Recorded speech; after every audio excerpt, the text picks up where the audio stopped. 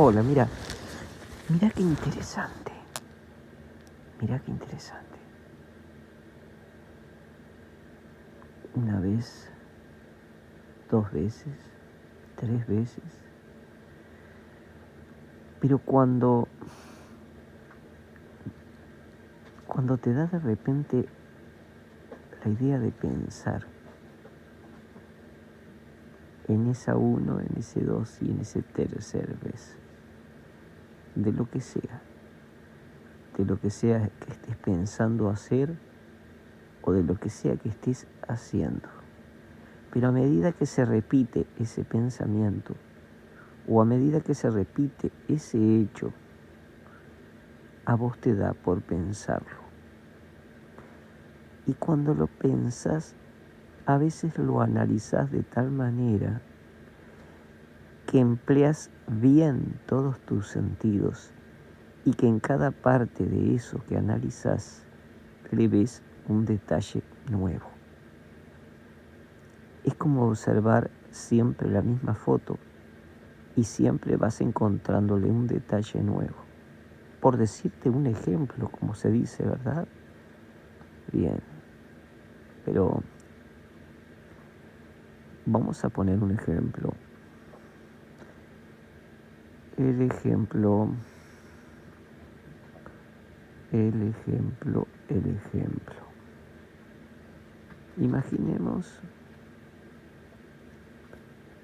Imaginemos a alguien que según las costumbres cometió un error, de lo que sea. Y por alguna razón, en algún momento, el error de X persona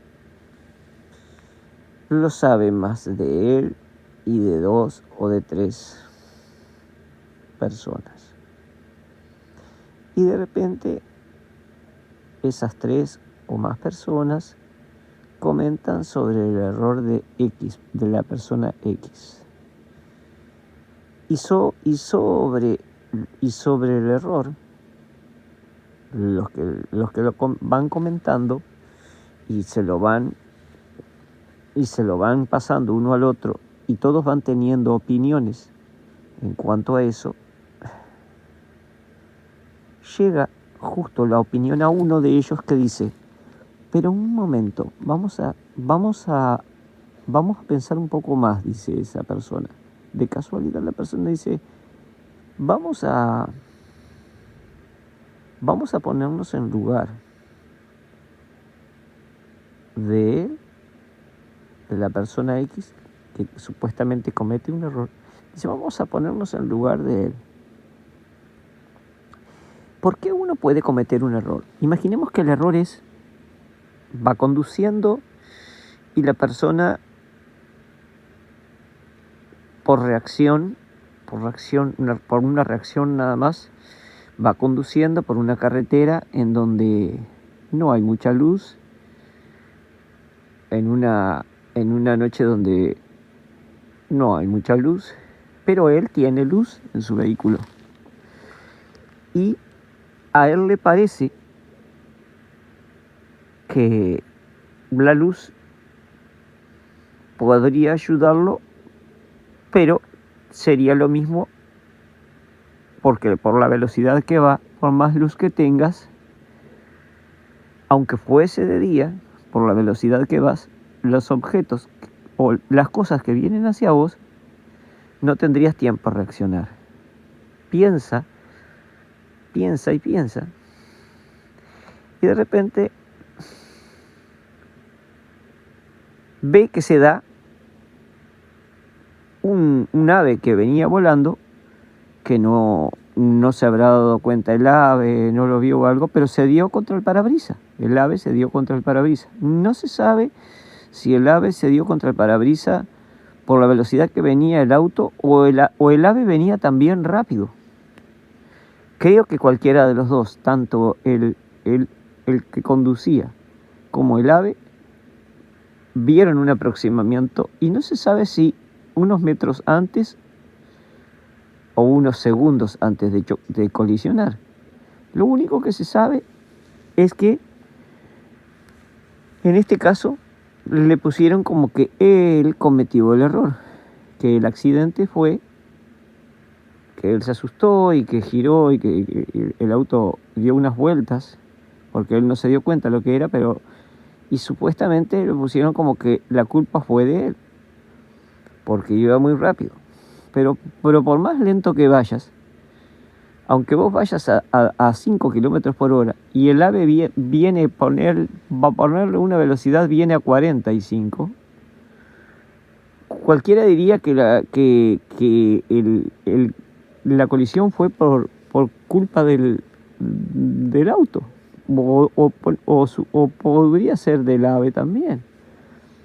Así que es difícil determinar cuando a veces todo dice que el culpable fue el hombre. ¿Por qué? Porque en ese caso, si ponemos énfasis en el accidente, el ser humano, como cree que él es el punto de atención, se centra todo en un accidente. Pero si el punto de atención dejara de ser el ser humano, entonces nos ubicaríamos en otro punto, un ave que murió. ¿Qué pasó? ¿Por qué murió esta ave? Es que venía un auto lento, pero colisionó con el ave. Aunque el ave haya ido a 50, aunque haya ido a 20 kilómetros por hora el ave. Si lo vemos desde un punto de vista, el ave muere por causa de que se dio un auto contra ella. Y si lo vemos desde el punto de vista del conductor, el conductor tiene un accidente porque venía un ave hacia él, se asustó, pegó contra el parabrisas y giró de golpe por una reacción humana y el auto se da vuelta y cae por un barranco. Y el accidente queda grave. Es todo para ver que el comentario es para ver que a veces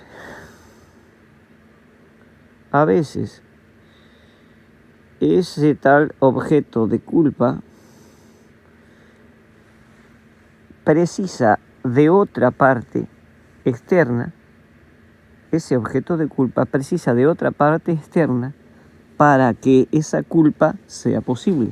O sea, que ese culpable no sería culpable si no hubiese existido esa ave que venía hacia él. O si esa ave que venía hacia él hubiese volado hacia otro lado. O se hubiese dado cuenta que se iba a colisionar y no hubiese colisionado con el auto. Quiere decir que aquí la relación del accidente es dependiente del otro objetivo o no. Pero en este caso son dos. ¿Y a qué voy con esto? Que a veces los asuntos de culpabilidades hacia algo o alguien no es casi, la mayoría de las veces son dos. Son dos objetivos. Son dos individuos. Siempre hay una parte del otro de responsabilidad. Siempre hay una parte del otro de responsabilidad. La mayoría de las veces, de todo acto responsable, tiene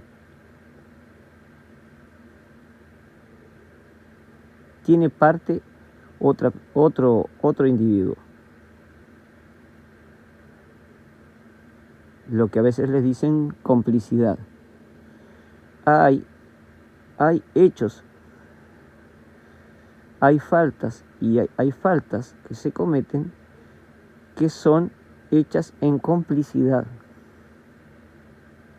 Hay faltas hechas en complicidad y muchas veces las leyes, los jueces se equivocan en cuanto a su juzgar de culpabilidades por poner a un solo responsable. La mayoría de las veces son dos los responsables. La mayoría de las veces son dos.